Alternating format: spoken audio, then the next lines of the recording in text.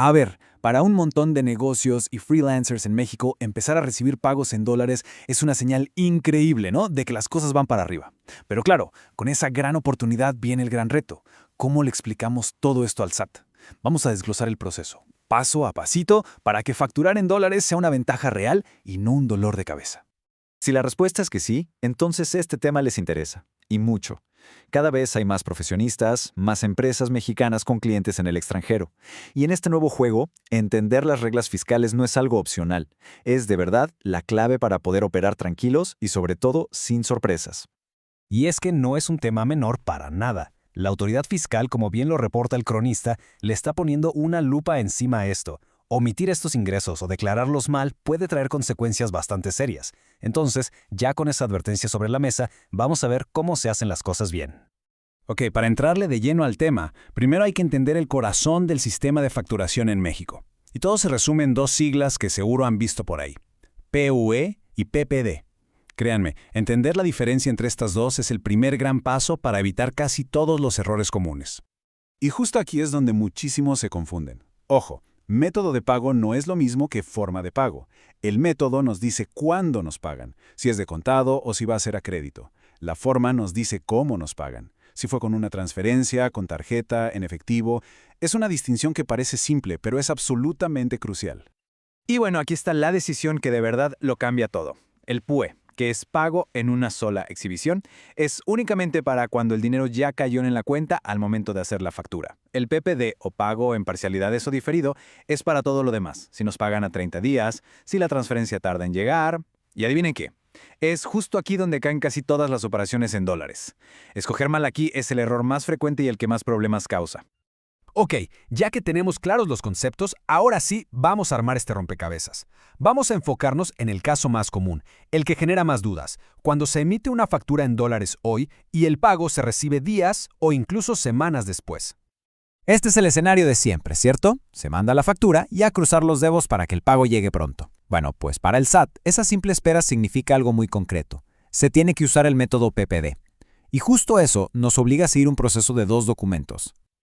Entonces, ¿cómo funciona? Son dos momentos, dos documentos. Primero, se emite la factura normal, la de ingreso, para que la venta quede registrada. Y segundo, pero solo hasta que el dinero ya está en la cuenta, se emite un segundo documento llamado complemento de pago para avisarle al SAT que esa factura ya fue saldada. Así se ve ese primer documento, la factura de ingreso. Fíjense bien en los campos clave. La moneda se especifica como USD, dólares americanos, y el método de pago, por supuesto, es PPD. Y ojo con este detalle que es fundamental. El valor en pesos se calcula con el tipo de cambio del día en que se hizo la venta, no del día en que se va a cobrar. ¿Listo? Se manda la factura y con eso la primera parte del trabajo ya está.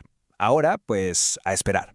Porque el segundo documento, el complemento de pago, solo entra en acción una vez que el pago se refleje en nuestra cuenta bancaria. Y aquí lo tenemos, el segundo documento, el famoso REP o complemento de pago. Y aquí viene lo más importante, casi la magia de todo este asunto. Este comprobante es el que registra el tipo de cambio del día en que el dinero de verdad llegó a la cuenta. Es este papelito el que finalmente le dice al SAT: oye, la deuda ya se pagó, y este fue el valor final irreal en pesos. A ver, entonces, si el tipo de cambio que usamos en la factura fue 1 y el tipo de cambio cuando nos pagaron fue otro, ¿qué pasa con esa diferencia de dinero? ¿Se ignora? Para nada. Eso nos lleva derechito al lado contable de la operación. A esa diferencia se le llama utilidad o pérdida cambiaria. Y ojo, que esto no es un concepto ahí raro de contadores, ¿eh? Es dinero real que se ganó o se perdió simplemente por cómo se movió el dólar. Si el dólar subió entre que facturamos y cobramos, tuvimos una utilidad. Si el dólar bajó, pues tuvimos una pérdida. Calcular esto suena complicado, pero de verdad que no lo es. Es una resta simple. Agarramos el valor en pesos del pago el día que lo recibimos y le restamos el valor que tenía ese mismo monto el día que hicimos la factura. La diferencia que salga de ahí es nuestra utilidad o pérdida. ¿Todavía suena enredado? A ver, vamos a verlo con un ejemplo clarito.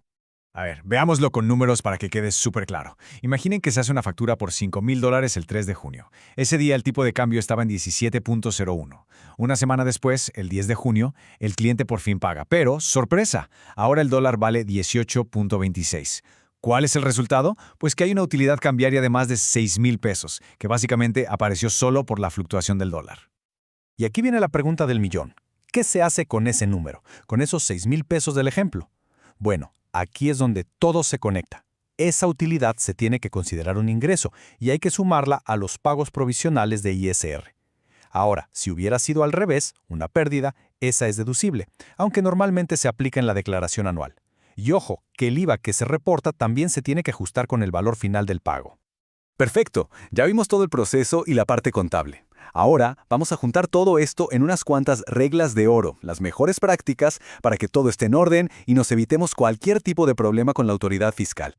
Miren, la recomendación de los que saben es súper clara. Aunque usar PUE pueda parecer más fácil, es una apuesta muy arriesgada que puede generar discrepancias con el IVA. El camino seguro, el correcto, el que nos quita de problemas, es casi siempre usar PPD. Se emite la factura de ingreso con el tipo de cambio del día, y ya que se cobra, se emite el complemento de pago con el tipo de cambio de ese otro día. Así no hay pierde, y los documentos fiscales son un espejo de la realidad financiera. Manejar facturas en dólares puede parecer un laberinto al principio, pero como acabamos de ver, en realidad es un proceso con reglas muy claras.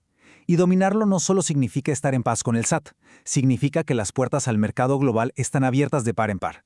La verdadera pregunta ahora es, ya con estas herramientas, ¿qué nos detiene para esa expansión?